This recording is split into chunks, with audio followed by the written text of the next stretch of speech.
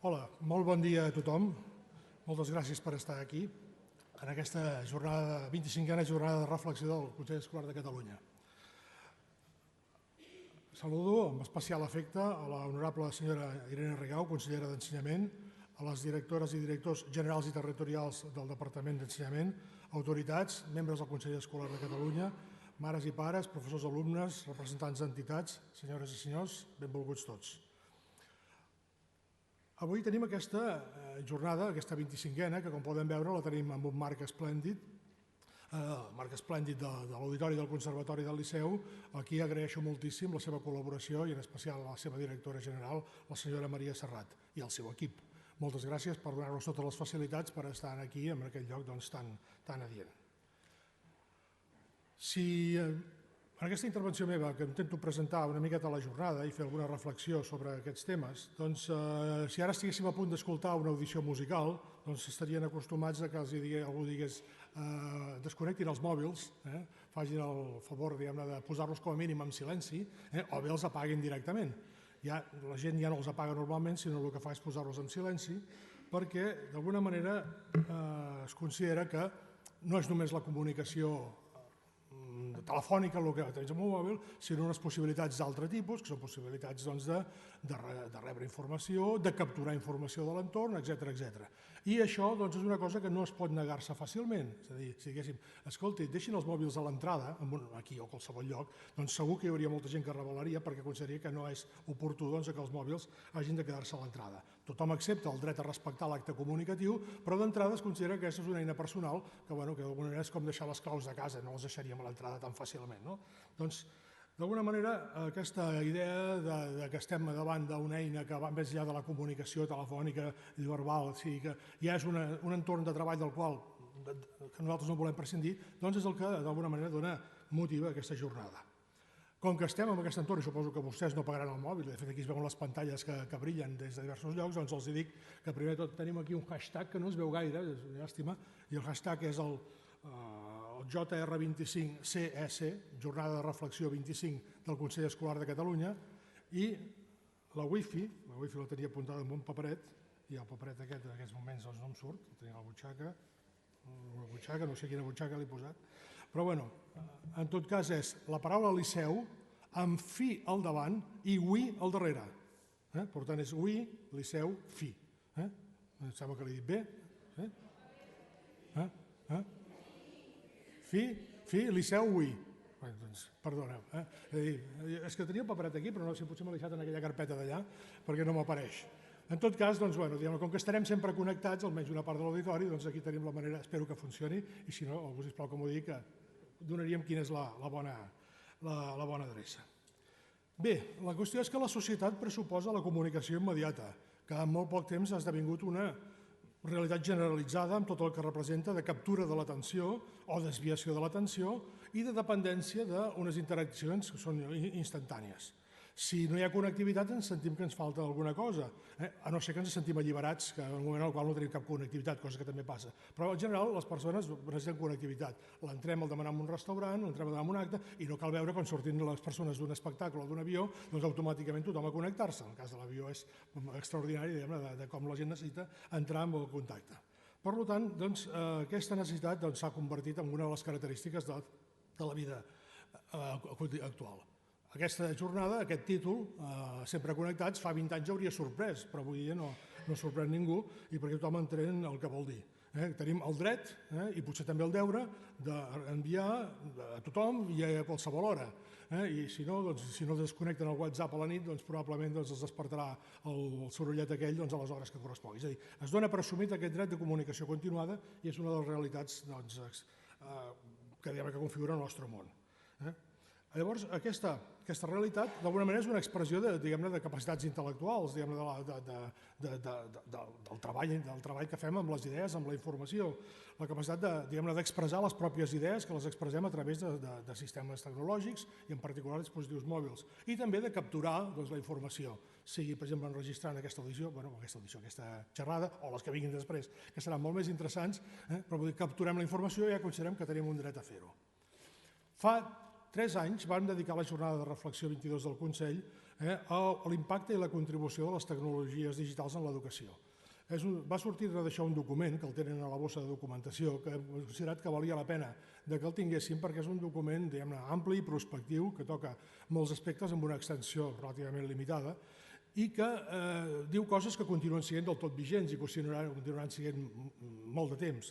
Una d'elles, una de les coses que diu és que qualsevol nova tecnologia comporta en graus diversos la reconstrucció de les regles socials, de les institucions, dels rols de les persones i de les seves relacions amb l'entorn. I l'entorn també es modifica per l'efecte de la tecnologia. Aquesta és una qüestió absolutament bàsica que és la que per això ens ha d'acompanyar-nos al llarg de tots els temps que visquem, perquè realment la tecnologia està continuant modificant la manera en la qual les organitzacions i les persones funcionen. I també una altra cosa molt important, i és que la història social de la tecnologia demostra que aquest desenvolupament tecnològic és un procés científic, és econòmic, és social, és cultural. De manera que allò que diuen que la tecnologia la pots desconnectar no és veritat. La tecnologia està implícita en tot el que fem i no podem dir que tenim un món sense tecnologia, fem més o menys les coses que faríem sense tecnologia, les que faríem amb tecnologia. No podem separar-ho, forma part d'una realitat que no hi ha manera de separar-ho.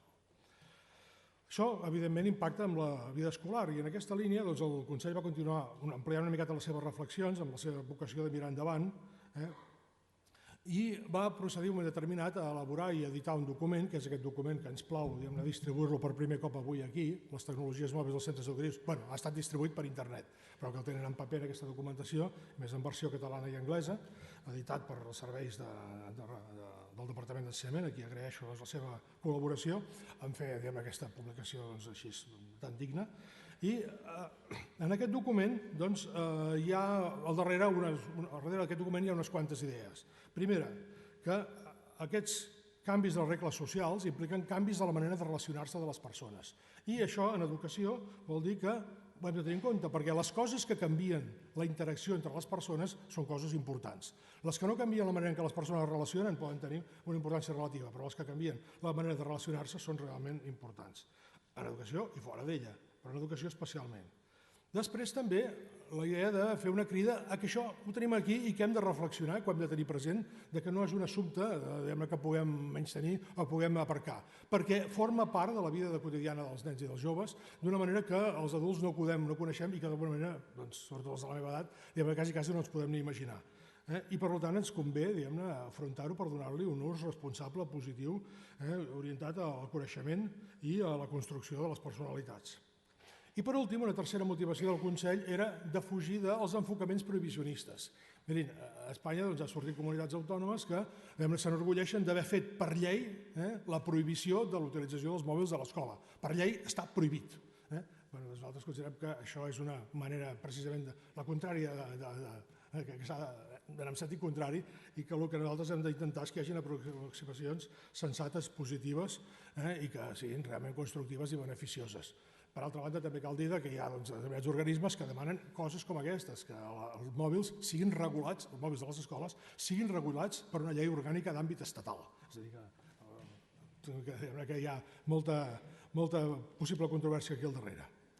Aleshores, què significa l'aprovació del Consell d'aquest document?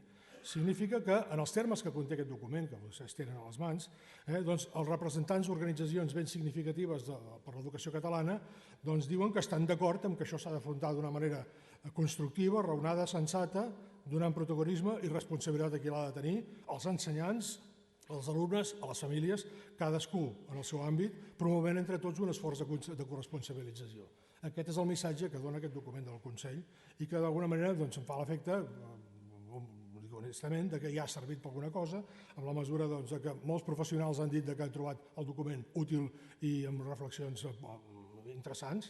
Després també ha contribuït a les normes d'organització i funcionament dels centres del Departament d'Ensenyament i d'alguna manera també ha contribuït a aquesta jornada que ens aplega aquí avui. Jo ara aquí voldria fer un plantejament, no m'allargaré gaire, però voldria sortir d'aquesta, fer unes transparències molt curtes, i suposo que haig de dir que no vull reiniciar l'ordinador, i ara aquí doncs, això tan lleig que s'ha de fer. A veure si se l'executa, és que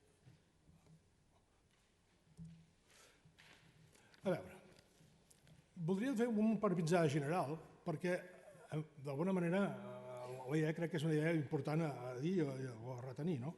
I és que estem en un món que és resultat d'una convergència, d'una integració de tecnologies. Això són memòries. Memòries d'ordinador, memòries que abans tenien uns preus extraordinaris, ara són, podríem dir, baratíssimes, i les memòries serveixen per emmagatzemar-ho tot. En aquests moments una persona podria enregistrar la seva pròpia vida, registrar-ho tota la seva vida, amb un cost d'1 euro al dia de dispositiu d'emmagatzematge, o de 2. És a dir, podríem estar enregistrant la vida, el qual vol dir que podem arribar a tenir infinitat de dades, per tant, podríem estar enregistrant tots els actes educatius de tot arreu, per dir-ho així. Podríem estar enregistrant pràcticament tot, i això, doncs, evidentment, és una cosa que no té cap mena de parangó amb la situació anterior. Aquest és un primer punt. L'altre punt és la capacitat de processament. De tot això en podem fer alguna cosa. Lo de la memòria, pensi, per exemple, que la Biblioteca del Congrés dels Estats Units emmagatzema absolutament tots els tuits que es publiquen al món i després es poden processar. La capacitat de processament que tenim al darrere és una capacitat infinita. El mòbil aquest que tenim a la butxaca, aquest d'aquí, doncs és, bueno, alguna butxaca, és igual, els que tenen vostès, és més potent que els ordinadors que van servir pel projecte Apollo per enviar les persones a la Lluna. Molt més potent que aquells ordinadors que es van fer servir per tots els càlculs de dinàmica celeste que van fer falta i d'enginyeria que van fer falta en aquella època. És a dir, és una cosa realment extraordinària la capacitat de procés que tenim avui dia, el qual vol dir que la informació es pot agregar, es pot transformar, evidentment es pot maquillar de moltes maneres. L'altra cosa és aquesta. Aquí he posat una càmera, en el sentit de captura d'informació de l'entorn, la càmera que captura informació, i aquí ho es pot estendre, perquè un auricular també és un micròfon, perdó, és també captura d'informació, però també podríem posar-hi tota la sèrie actuacions cap a sensors per adquirir altres menes de dades, és a dir, aquesta adquisició d'informació, i després també projectar accions. Seria aquesta altra part que tenim aquí també amb uns costos molt baixos. I per últim, telecomunicacions. El que estiguem barrejant tot això conjuntament és el que explica que el món sigui com és en aquests moments. El fet que tot això és assequible a uns costos realment molt barats degut a uns processos tecnològics extraordinaris que han tingut temps aquests últims anys. Llavors, això és el que realment fa que el món, per dir-ho així, ens hagi canviat. Ara bé, això pot donar lloc a moltes tecnologies futures imaginables i ara agafaré coses molt senzilles, però que tenen un impacte potencial elevat. Això és un ordinador de totes, però evidentment és un ordinador que portes a la polsera, un ordinador amb càmera, amb sensors, etc. A l'hora de fer un examen, als alumnes els direm que deixin el rellotge, allà perquè no poden portar el rellotge, perquè aquí realment tenen comunicació infinita a través d'això. No és que faci propaganda d'un model, simplement això està aquí des del 2014. Per això us dic, és un ordinador i un telèfon i ho és tot. Això d'aquí, això és una càmera. És una càmera que amb aquest modelet que tenen aquí fa una foto cada minut i l'envia per wifi o per el que sigui disponible allà on tu vols. Per tant, una persona que porta un penjollet aquí pot estar perfectament gravant qualsevol mena d'escena. En lloc de fer una foto cada minut, la podrà fer-lo cada segon d'aquí un temps, és a dir, això ja no ve d'aquí. És a dir, tenim la possibilitat que eines aparentment, objectes molt senzills, tinguin uns usos absolutament intrusius a la vida de les persones i que canvien la naturalesa de molts actes. No tan sols un acte educatiu, sinó un acte mèdic, per exemple, etc. Això d'aquí, això és un anell. Evidentment, però és un anell, és ornamental, etc., però això genera pulsacions. Per exemple, la més senzilla és que si tens un missatge de Facebook, l'anell aquest et pot vibrar. Però en models avançats també pots apretar l'anell per generar missatges i enviar senyals a lo que sigui. Escolta, contesta'm la pregunta 3. Poso l'examen, que és el més dramàtic, no? Però contesta'm la pregunta 3. Per què tenim això? Això no és una pastilla per prendre's. Això és un altaveu que s'agafa i es tira dintre l'orella i que està al mercat. Llavors, podem anar un alumne que el tenim a classe perfectament concentrat en la música que està escoltant, i no hi ha res visible respecte al que aquest alumne pugui estar tenint. I aquestes coses aniran apareixent. Pensem que els mòbils són el súmmum de les complicacions que experimentem. Preparem-nos perquè realment no és així. Evidentment, són un instrument molt important i, com dic, complicacions, em refereixo a situacions que canvien. Doncs molt bé, tenim això. Llavors això funciona en aquests moments d'aquesta manera, i és que d'alguna manera tenim l'auricular, el tenim a dintre de l'orella, i llavors aquesta espècie de filet, que podria ser un penjoll, etc., genera la radiofreqüència que és captada i la energia que és captada per aquest aparatet. hi ha un transmissor, unes bateries, està connectat a un mòbil, però d'aquí un temps això funcionarà amb l'escalfor del cos, anirà connectat a la pròpia jaqueta, perquè l'escalfor del cos donarà l'energia elèctrica per fer funcionar això. Per tant, la tecnologia, doncs pensem que és tecnologia que ho integra tot el que deia abans, però que no s'ha acabat i que la tenim per veure com fet com un instrument, un conjunt d'instruments amb els quals hem de conviure i hem de saber com ho fem. I esclar, com ho tractem això? Només amb prohibicions?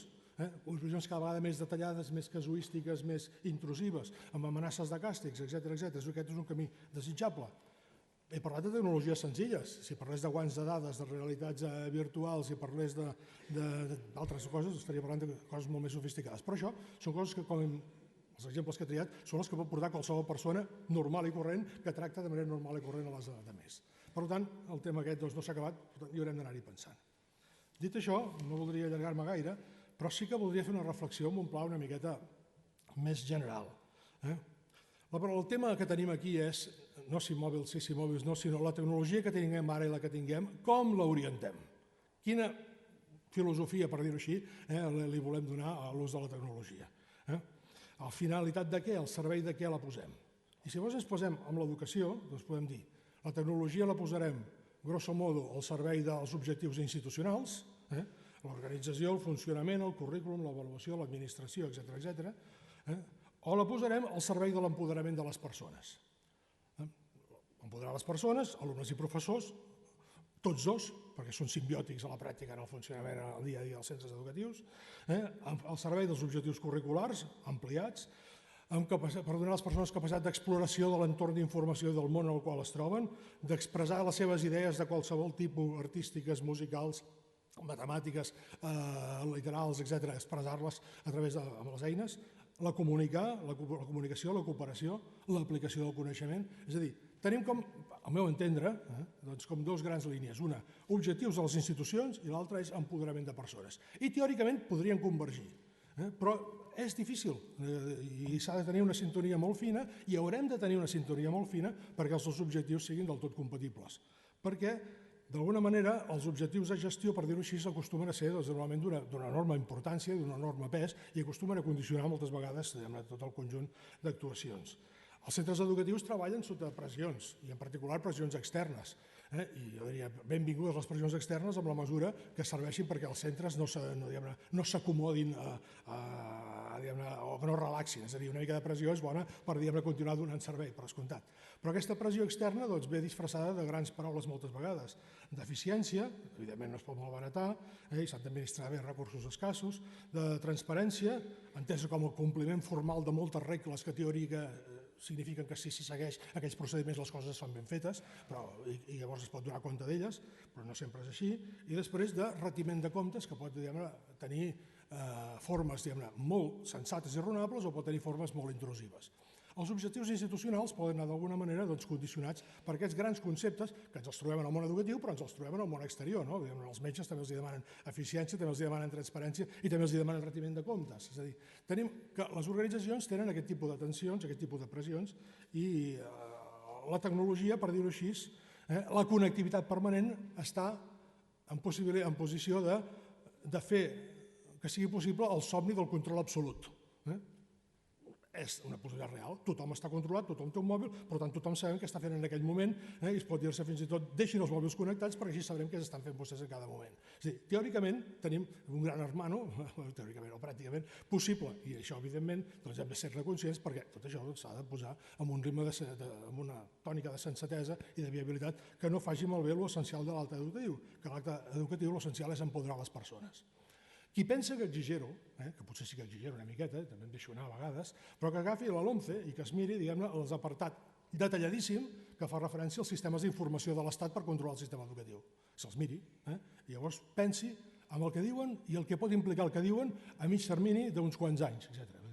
És a dir, que d'alguna manera aquesta pretensió de control absolut que la tecnologia ubicua permet, doncs realment la comencem a apuntar d'una manera com ben clara. És a dir, que d'alguna manera la tecnologia aquesta, la connexió permanent, pot ser el cavall de Troia de la burocràcia total. Hem de tenir-ho clar i crec que és una de les coses que d'alguna manera hem de tenir com ben presents. La tecnologia es pot posar al servei de l'aparença, es pot posar-se al servei de la distorsió de la realitat o directament per enganyar. El cas de Volkswagen ara, la tecnologia ha sigut per enganyar, s'ha dissenyat per enganyar, punt. O bé la tecnologia en el cas, diguem-ne, d'exemple de proves aparentment objectives que s'han fet en d'altres països, no aquí, en altres països, la tecnologia ha servit realment per enganyar el públic i per enganyar els propis usuaris aparentant determinats tipus de resultats que realment no es produïen. En fi, la qüestió és que vivim entre pantalles i la famosa cova platònica que tenia les seves ombres, doncs ara les parets de la cova són les pantalles que tenim per tot arreu i per aclarir-nos en aquest entorn de pantalles només queda, al meu entendre, una cosa molt bàsica i és l'empoderament de les persones a través del diàleg i de la conversa. Estem fent esforços molt importants i que han de continuar amb tota l'expressió oral i l'expressió escrita, l'alfabetització, però el diàleg com a instrument essencial de treball, com a objectiu per se del sistema educatiu, és una de les coses que haurem de posar en marxa, penso, a mig termini, perquè realment els docents no tenen referents alternatius d'aquest món i poden quedar obnubilats per les imatges de les pantalles per aquesta escena platònica i pensar-se que la realitat són les imatges o les ombres que veuen. I això només ho podem arreglar-ho a través del diàleg, a través de la conversa. Podria explicar una miqueta més això, però crec que m'allargaria molt i no seria just que ho fes. Per qualsevol cosa, doncs, acabo ara aquí, però vull entrar en un capítol molt particular, molt curt. Un és el programa de la jornada, que arran de la idea de reflexionar sobre la connexió digital permanent, doncs hem fet un programa en el qual tenim hem seguit una línia més senzilla que altres anys, per incerteses de calendari i incerteses que vostès tenen també presents. Hem fet una jornada sense sessions paral·leles, simplificant-ne molt el disseny, que tot pugui passar en aquesta mateixa sala. Les altres jornades tenien múltiples sales, aquesta ho tenim tot en una sessió contínua, que potser pugui també estar molt bé. Tindrem una primera conferència, després tindrem una sessió sobre viure i conviure en temps de xarxes i després una altra sobre aprendre i ensenyar amb dispositius mòbils. Entremig tindrem dues pauses. Després de la conferència tindrem una pausa per esmorzar i una altra d'artística amb l'ensemble de saxos del Conservatori del Liceu. Només em queda fer agraïments. Vull fer un agraïment, primer de tot, ja l'he dit abans, a tots vostès per estar aquí i per escoltar la consellera per presidir aquest acte. Voldria agrair també a totes les persones que s'interessen per aquesta problemàtica, de professors i investigadors en particular, que necessitem molta recerca i recerca feta amb criteri i amb molta obertura de mires, no centrada en l'eina, sinó centrada en els panorames més amplis, i les persones que es dediquen a aquests temes tenen un paper important i crec que cal, és tan nou que necessitem gent que investigui, que informi, que digui el que passa i que plantegi hipòtesis de futur. Després també voldria agrair el compromís i la professionalitat de la Secretaria del Consell, demostrada any rere any i que per mi és un autèntic goig de tenir com a companys de feina quotidians. I per últim, repeteixo, la benvinguda a tots vostès en aquest acte, que espero que trobin interessant i profitós, i en tot cas els emplaço a que a la jornada que faci el Consell Escolar de l'any que ve també li facin la seva confiança. Moltes gràcies.